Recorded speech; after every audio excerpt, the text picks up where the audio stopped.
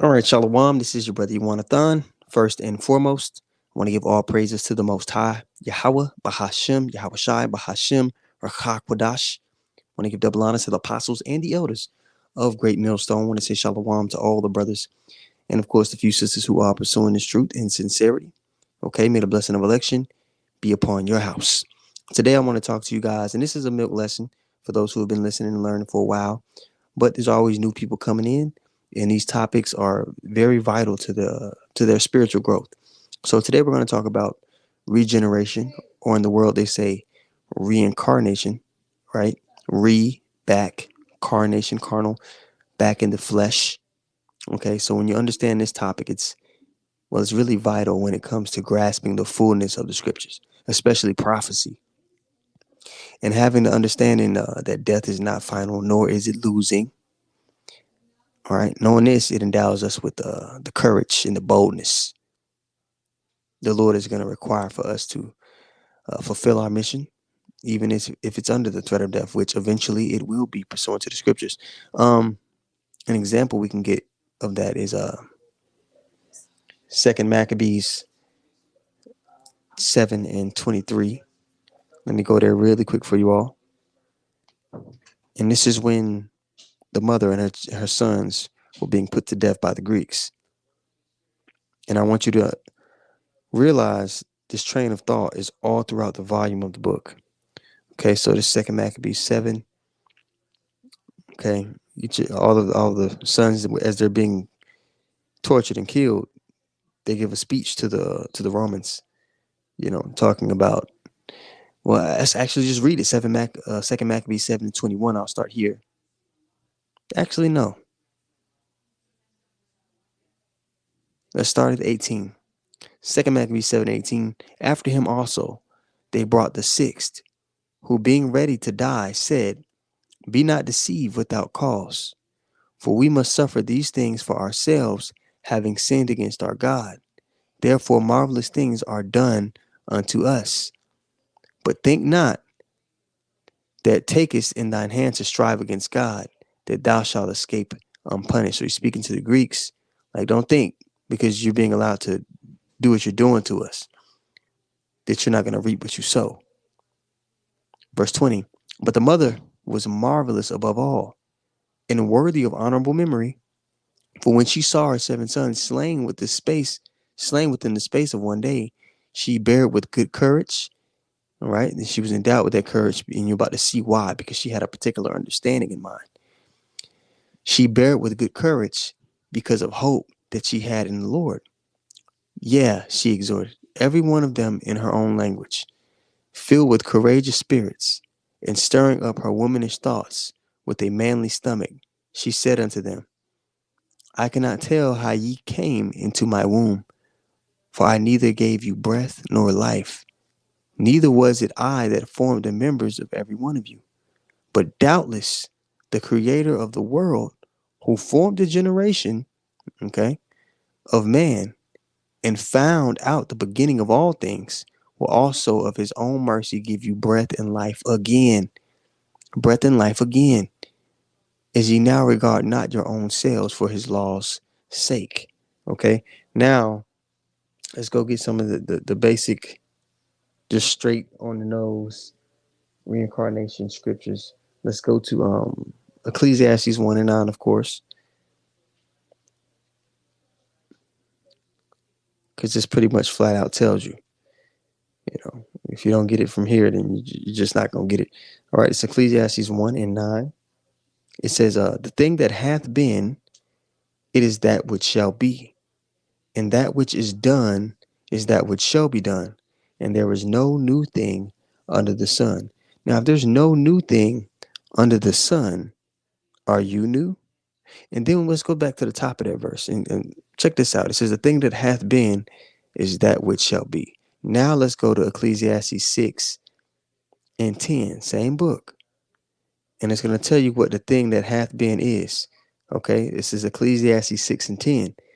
The thing which hath been is named already, and it is known that it is man.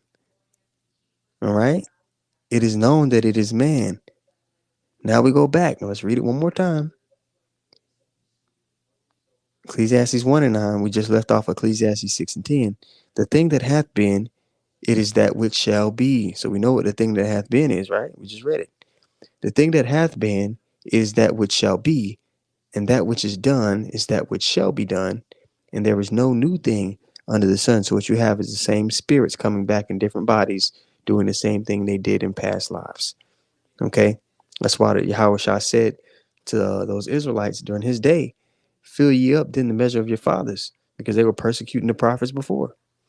Okay? Verse 10, it's Ecclesiastes 1 and 10. Is there anything whereof it may be said, see, this is new? It hath been already of old time, which was before us. Verse 11, there is no remembrance of former things. So you're not just walking the pew. We're not just walking around here remembering our past lives. You might get deja vu every now and then, but you're not remembering your past lives. The Lord it's a scripture. I gotta go find it. Where the Lord is going to give us in our new bodies in the kingdom, memories of the things that we did here on this side. But right now in these bodies, no. Think about that, man. You walking around with the memories of you being in cattle slavery when we first got over here in the Americas. The trauma and PTSD, you wouldn't be able to function properly. Okay? There's a show about that, actually, if you want to check it out. It's called, God, what is it's on HBO. I slip in my mind. Yeah, but it's a show about they built these very human-like robots in a park where people could go interact with them. But the people, there's a bunch of Edomites there, so they're raping and killing the robots and everything. But they wipe the robots' memories every day, so they don't have all that trauma. But then one day, they actually do start getting those memories, and they just can't function. So they start doing a bunch of crazy stuff. All right, there's a little tangent. Dang, I wish I could remember that show. It's right on the tip of my tongue. Westworld. The show is called Westworld. Okay, if you want to watch it. Okay, so Ecclesiastes 1:11 again. There is no remembrance of former things, neither shall there be any remembrance of things that are to come with those that shall come after. Okay, so now we read that. Let's go to Ecclesiastes 12 and 7 really quick. Bear with me while I get there. Ecclesiastes 12 and 7. Okay, it reads. So when death happens, what happens to the spirit that was in that body? This is why I want to get this precept. Ecclesiastes 12 and 7. Then shall the dust, all right, your body, return to the earth as it was, and the spirit shall return to God who gave it. So, because question comes up, man, when you talk about reincarnation, you've been taught your whole life, if you're coming out of the church or just in the world, that when people die, they go to heaven or hell. All spirits go into one place. The spirit goes back unto the Father, and they live their judgment out on the earth. Heaven and hell are living conditions, which is why when Jonah was in the belly of that fish, he referred to it as hell. He was in a horrific living condition. You understand? So now let's go to Ecclesiastes 3 and 16. And this will give you more insight into what I just touched on. All right, let's start at 15. It says, that which has been is now, and that which is to be hath already been. More reference to what we read in the first chapter. And God requireth that which is past. So things that someone might have done in a past life, they'll live it out here in this life. They'll live out the judgment for that thing in her life. So that answers the question a lot of times when you ask yourself, damn, why was this person born blind? There's actually a reference to that in the scriptures, and we'll get it after this in John the 9th chapter. People, they understood, like, okay, this person must be born like this because of something they've done before. This was the train of thought, and this was the understanding that we've had. But that whole hell doctrine came along with the Catholic Church, which has nothing to do with the scriptures. Okay? The lake of fire that burns, that's Babylon the Great. It's going to burn forever in memory as an example unto those that should after live ungodly. The same way Sodom burns forever in memory in the minds of the people. It's not still over there burning today, but that judgment that took place forever in memory burns in the minds of all the people. Even those who don't know about the scriptures, they've heard the story of Sodom and Gomorrah and why it was punished, right? Ecclesiastes 3:15, that which hath been is now, and that which is to be hath already been. And God requireth that which is past. I just broke that down. Verse 16, and moreover I saw under the sun, what's under the sun? The earth. Okay. And moreover I saw under the sun the place of judgment that, okay, so right there, it's telling you under the sun is the earth. And also that it is the place of judgment, where judgments for people's actions take place. It's on the earth. I saw under the sun the place of judgment, that wickedness was there, and the place of righteousness. So it's simultaneously both the place of wickedness and righteousness, where both of these things take place. And the place of righteousness, that iniquity was there. Okay? So heaven and hell are living conditions, and those conditions play out here on the earth. You understand? Now, I did mention the example of, oh, that's why this person was born that way. There's a literal example of that in John, the 9th chapter. So let's go there at the top. Because people have this thing where they just think, oh, if there was a God, why would he allow kids to be born like this? And why would he allow people to... Death isn't anything to the Lord. He doesn't get squeamish about millions of people. It's not final. It's just a punishment. It's just it's a consequence of going against the law and order that he set in his house. When you're in your father's house, you follow your father's rules. If not, what happens? See, death has been made such a big deal here on this side, because the man of death is in rulership. People worship it. When you... Part of worship or reverence for something is having fear. That's why the Lord tells you to fear him. Because when you fear someone, all right, you respect their boundaries. Okay. But this man that's ruling now has made death this thing where, like, oh, well, where the understanding of it is kind of murky. So people just... And he pushes that vibration to just be like, well, everybody's gonna die one day, so you might as well just live your life while you can and do what makes you feel good and makes you happy. But no, the things you do, you're gonna have to pay for them, and it's not gonna be in a place where you burn forever. You're gonna be back here, and you're gonna reap what you sowed. Okay. Look at us as a nation for our disobedience. We were the people that... we were like the Lord's wife, and we stepped out on the Lord by worshiping other gods, and look with the condition that we're in. So there's a remnant of us who's trying to get back in the house.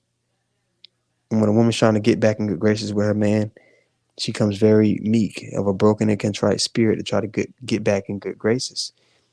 Is he not her covering? Does he not provide provision, problem solving, procreation? He does all this. Procreation for us spiritually would be the growth. Okay. We're going to be given new bodies. And here on this side, the understanding we've been given through the Spirit has allowed us to navigate life in a much more smooth and precise and certain way. Okay, so the Lord gives us all those things, and we're trying to get back in good graces with the husband. Now, he references us as being his wife. You can go to chapters like Jeremiah 3:1, and jump down 14. Okay, but here in John 9, the example of, oh, why was that person born this way? Here's your answer. Okay, John 9:1, it says, and there's Yahweh Shai, and it says Jesus here in the English, but we know there's no J in the Hebrew. All right, the letter J was invented about 450 years ago. Okay, so that's not his name, and the name is important to know. You're gonna have to call on that name, on the true names, when we're in trouble. The scriptures tell us the name of the Lord is a strong tower. The righteous runneth into it and is saved. So anybody who's making of none importance the name, the Spirit isn't with them. And we do have the names here on this side. How else are you going to be able to call on them? Okay. He has titles. Okay. You have people that will say, well, the Lord has many names. No, those are titles, like a rank. Like, a sergeant in the military, he may have many titles, but he has an actual name that his loved ones and family calls him. Okay? And we want to be his loved ones. We want to be a part of his family. We want to be his friends. And his friends, as the scriptures say, they're going to know his name. Okay? John 9:1. And as Yahushua passed by, he saw a man which was blind from his birth. Keep this in mind. This man here that he's coming across was blind from his birth. He was born that way. Verse 2, his disciples are with him, right? And his disciples asked him, saying, Master, who did sin, this man or his parents? Now, ask yourself this question. If he was born blind, what sin could he do as a fetus?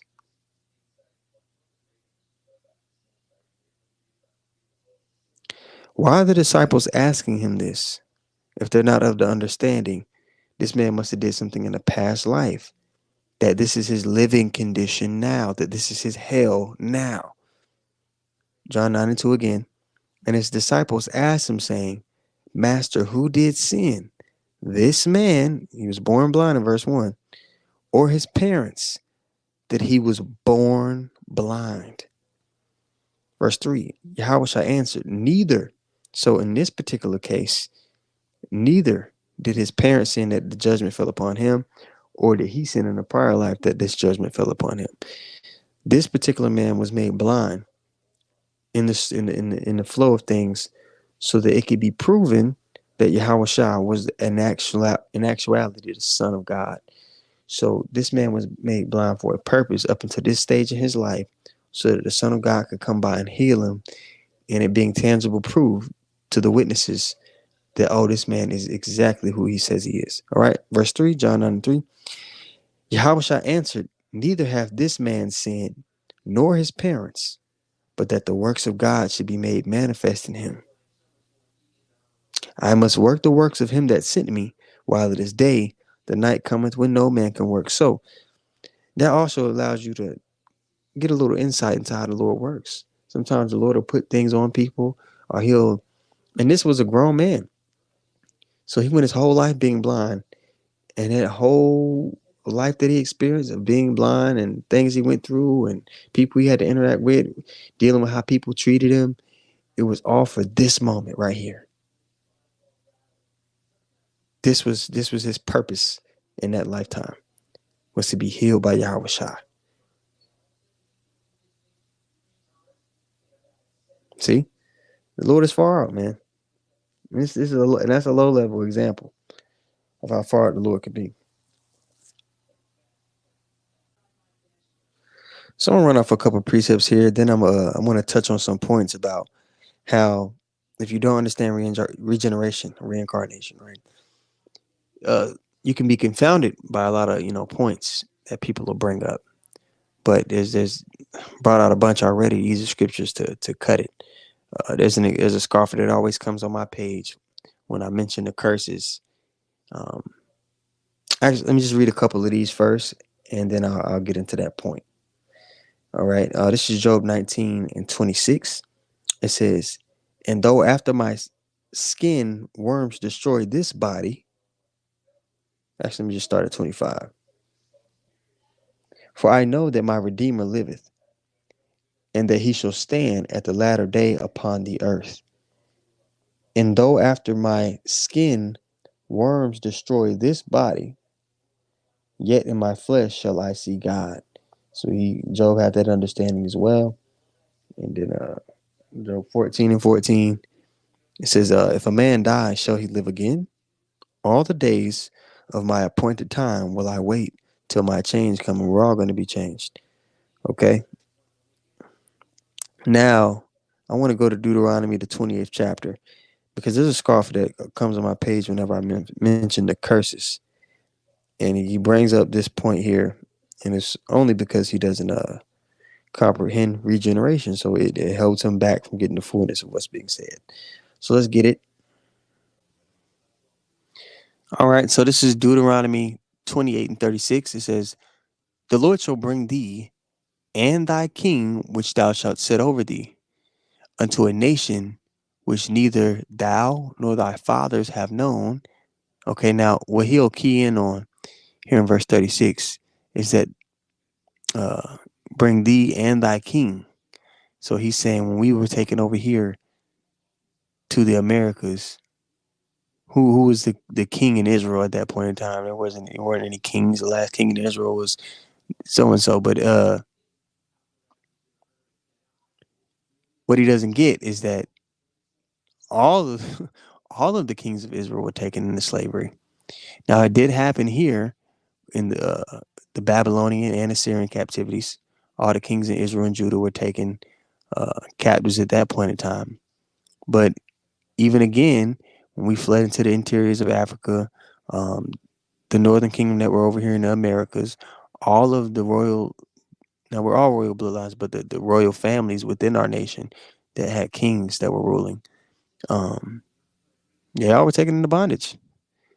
The scriptures isn't just confined to one point, a fixed point in history. Often the time, it'll be speaking about the time that was going on, but also something in the far future. And here, the curses are going to be upon Israel until the kingdom of heaven is established. So this took place back then, but it also took place more recently with the transatlantic slave trade. Now, you got to ask yourself, when are these curses lifted? And are these curses confined to one event? No. So it's, he doesn't get regeneration or reincarnation. And when you go to Deuteronomy 22, I mean, not Deuteronomy 22, when you go to Revelation 22 and 3, it lets you know the curses aren't going to be lifted into establishment of the kingdom of heaven.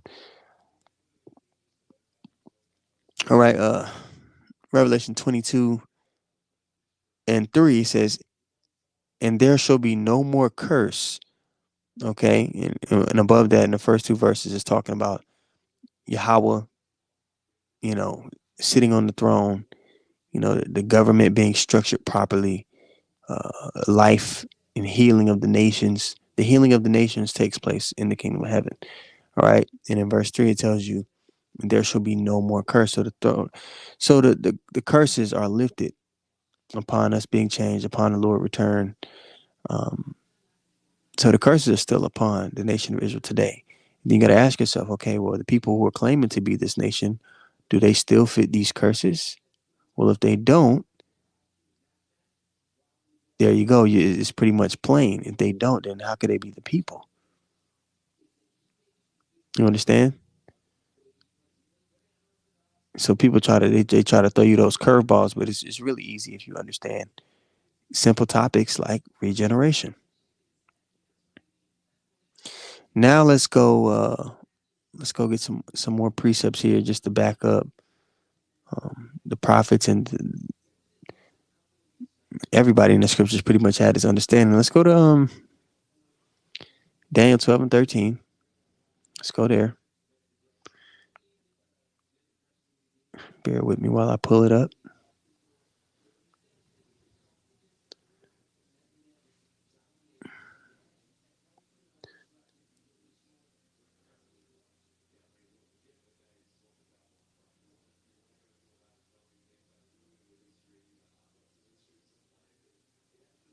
All right, this is Daniel 12 and 4, and then he kind of reiterates it at the bottom of the chapter. But actually, let's just start at the top of Daniel here. Daniel 12 and 1.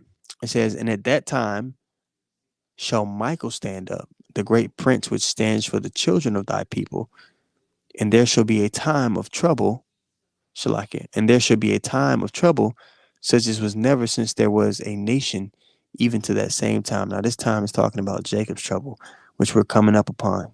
Our apostle even deemed this year the hopeful year of Jacob's trouble coming to pass, because this time does have to come before the kingdom of heaven is established. So, we're going to go through straits. The people in the world are going to go through straits, but we've been given a playbook on how to endure through it. Okay. And if we be, sincere, the Lord will be with us through that time. Okay. So bring on the whooping. Let's get it over with. Um, Such as was never since the beginning. There was a nation, even to that same time. And at that time, thy people shall be delivered, everyone that shall be found written in the book of life. Verse 2, and many of them that fall, and many of them that sleep in the dust of the earth shall awake. All right, the dead in Yahushua shall be raised up first, right?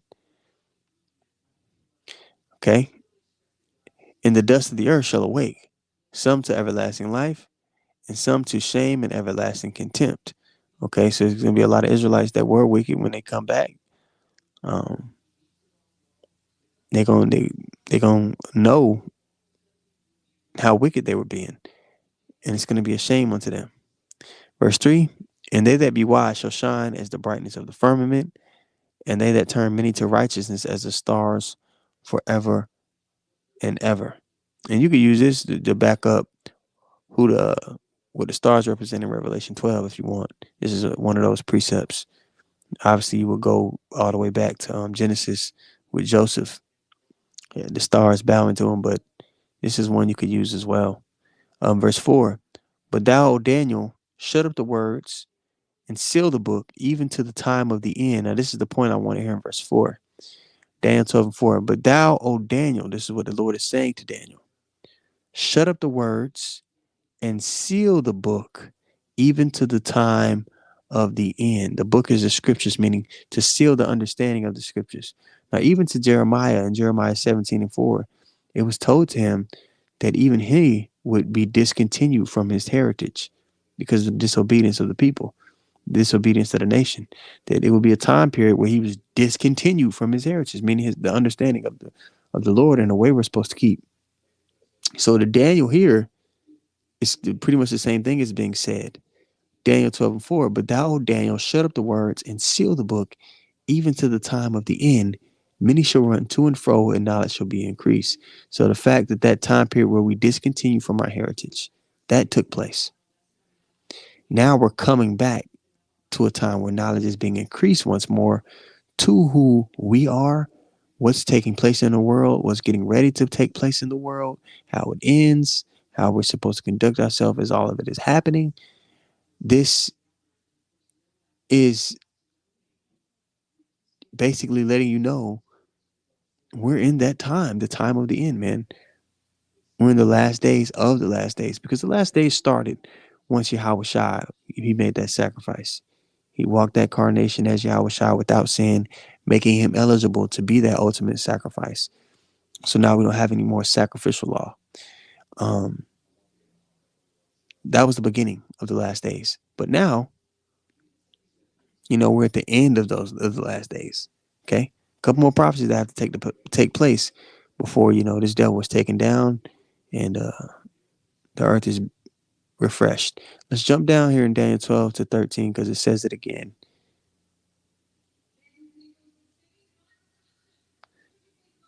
Verse 13, it says, but go thy way till the end be, for thou shalt rest and stand in thy lot at the end of days. So he's telling Daniel, even though Daniel died, he's telling Daniel that at the end of days, he's going to be back standing in his lot prophesying. The same way he told John the Revelator that he would be in his lot once more prophesying. So you put all these precepts together, man, it becomes clear about how life and death actually works. And it really should give you courage to walk in an upright fashion and to not fear, man. You're supposed to fear the Most High, like the scriptures say. So let's actually get that precept in Matthew 10:28. It says, and fear not them which kill the body, okay, but are not able to kill the soul. They don't have dominion over your spirit, okay? They can't do anything to your spirit. That's the Lord's jurisdiction. Even your flesh, that's the Lord's jurisdiction. The scriptures say in Proverbs 20:24, man's goings are of the Lord. Anything that happens on the earth, the Lord had to okay it first. So knowing that, that too gives you confidence. Knowing about, free will, so to speak. That's a good topic for people to understand when they come in. Matthew 10:28 again from the top. And fear not them which kill the body, but are not able to kill the soul, but rather fear him which is able to destroy both soul and body in hell, which we know now that hell is a living condition. Okay, so I could really just keep going. We could really keep going. We can get examples of Yahweh Shai um, being asked directly about who he was in past lives. The scriptures even stating who he was in past lives, and him never dispelling that train of thought. Never saying, "Oh no, no, it doesn't work that way." Matter of fact, let's just get a couple. Might as well make the video as well rounded as possible.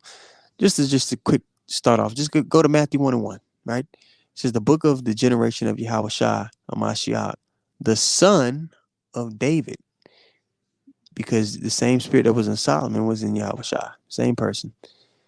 The book of the generation of Yahweh Shai, the son of David, the son of Abraham. He also was Isaac. So we come back into the earth every third and fourth generation, like the scriptures say. Let you know that in the Torah. Exodus 20 and 25, it says, thou shalt not bow down thyself to them nor serve them, for I, the Lord thy God, am a jealous God, visiting the iniquity. Check this out. Iniquity is sin upon sin. So the things that people do, they're gonna pay out on it. When though? Visiting the iniquity of the fathers upon the children unto the third and fourth generation of them that hate me. And it's like, oh, why is he doing? Because those are the same spirits coming back within the line of their fathers. Now, to those who are coming and watching this, um, the way that the scriptures do lineage is much different than how the world does lineage. In the world, they say you're half of what your mother is, and you're half of what your father is. Now, that may be true in the flesh. Your body literally takes on features from your mother and your father, but the spirit that's in you is connected to the seed of your father. That's why in ancient times it was always important for a man to have a son. Now, to make it more rudimentary, if I had a handful of orange seeds and I planted some here in Texas, I'm in the Dallas camp, and I planted some in New York, China, Russia, France. I planted orange seeds in all these different lands, and the woman represents the land, right? The seed that I planted in all those different lands, what tree is going to grow and what fruit is it going to bring forth? Regardless of the land, it's going to bring forth oranges and orange trees, right? So the Lord deals with spirits. He puts the same spirit through that line of the Father. So in the flesh, eventually you're going to have Israelites who may not necessarily look like Israelites. It's about the spirit that's in a person. Because a prime example, you look at Blake Griffin. Blake Griffin's dad is a very dark, almost that purple dark. Okay. Blake Griffin is a high yellow guy. His mother is an Edomite, or seems to be one, right? And then he had a son with a white woman. And now that son looks completely like a just straight up white kid. But the spirit going all the way back to Blake Griffin's father, that Haitian man, that dark purple Haitian man, that grandson, even though he looks like a so-called white man, he's still an Israelite from the tribe of Levi. So it's just like, you can't be so carnal when you come into this thing. And a lot of people, they see the Hebrew Israelites and they take it at face value, because we have to use those common terms like so-called black man, the so-called white man, the so-called Chinese. We have to use those relative terms so people know who we're talking about when they're passing by. Because if we just say, oh, Edomite this and the Moabites that, people will walk by not knowing what the hell we're talking about. So we have to use those elementary terms so people understand what we're going into. Okay? So to those who are new, Albaratazah, that little quick insert there was give you even more clarification on how life and death works. So you come back through the line of your fathers.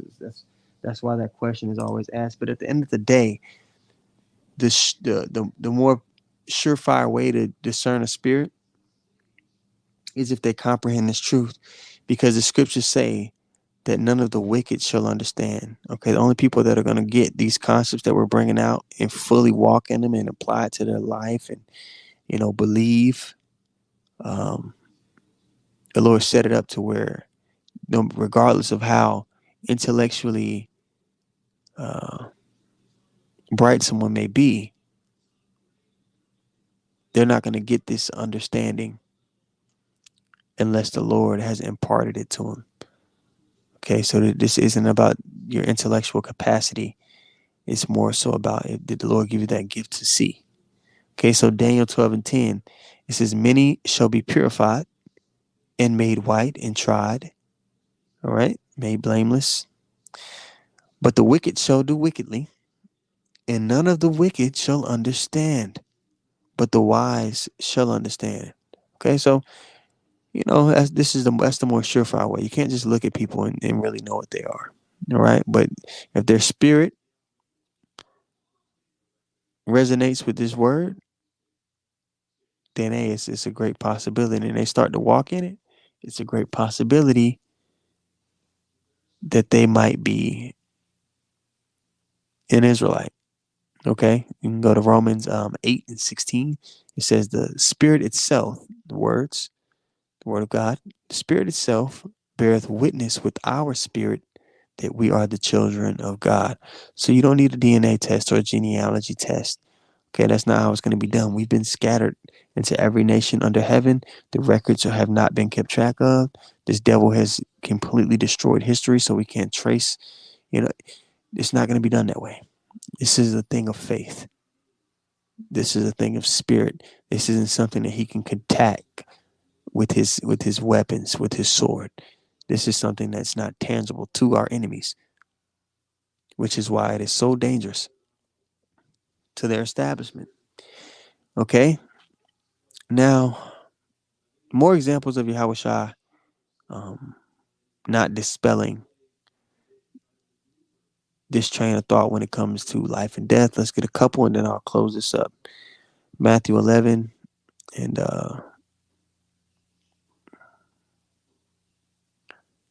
I started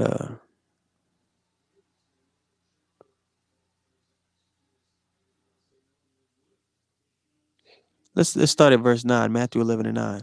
Okay, it says, but what went ye out for to see? A prophet? Yeah, I say unto you, and more than a prophet. For this is he of whom it is written, behold, I send my messenger before thy face, which shall prepare thy way before thee. Now, they were talking about, now you jump up to verse 7 here, it says, and as they departed, Yahweh began to say unto the multitudes concerning John the Baptist, that went ye out into the wilderness to see. Okay, so they went out to see John the Baptist, and this is what he says about John the Baptist. This is what Yahweh is saying. It says, but what went ye out for to see? A prophet? Yeah, I say unto you, and more than a prophet. For this is he of whom it is written, behold, I send my messenger before the face, which shall prepare thy way before thee. Now he's referencing, let's go actually just go get what Yahweh is referencing here. It's, Malachi 4 and 5. It says, behold, I will send you Elijah the prophet before the coming of the great dreadful day of the Lord. Elijah died. Salakia. Elijah did not die, I believe. Salakia. Elijah was taken up by a chariot, which is a whole nother topic for you. The chariots of the Most High, which, the people call in the world, they call them UFOs. But who else was taken up? Enoch was taken up in the same fashion, which, kind of gives you a hint to, hey, those might be the same spirits that was taken up in the same way. But let's go back to it. What Yahweh was referencing was Malachi 4 and 5. Behold, I will send you Elijah the prophet before the coming of the great and dreadful day of the Lord. And he shall turn the heart of the fathers to the children, and the heart of the children to their fathers, lest I come and smite the earth with a curse. So in our time, when that spirit came back, that was Abba Bivens. That's who, basically made straight the way for all the camps you see and all the people that believe that you see. He was that catalyst that was used to bring many back to the fold. to the understanding of who they were and their heritage. Okay. So now let's go back to Matthew 11 and 10. It says, "For this is he whom it is written, Behold, I send my messenger before thy face, which shall prepare the way before thee. Verily I say unto you, among them which are born of women, there have not risen a greater than John the Baptist. Notwithstanding, he that is least in the kingdom of heaven is greater than he," because we're going to be changed. Okay. We're all going to be perfect.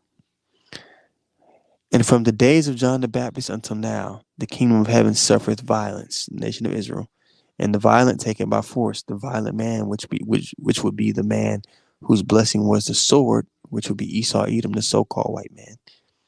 For all the prophets and the law prophesied until John. And if you will receive it," check this out, this is the point. "And if you will receive it, this is Elias, which was for to come. He that hath ears to hear, let him hear." So if you can comprehend what he's alluding to, understand what he's saying. Okay. And there's more examples, man. But I'm just gonna end it there. I hope I was edifying and you comprehended what was being brought out. So with that being said, I want to give all praises once more to Yahweh, Bahashem, Yahweh Shai, Bahashem, Rachakwadosh. I want to give double honors to the apostles and the elders of Great Millstone. And I want to say shalom to all the brothers and, of course, the few sisters who are pursuing this truth in sincerity.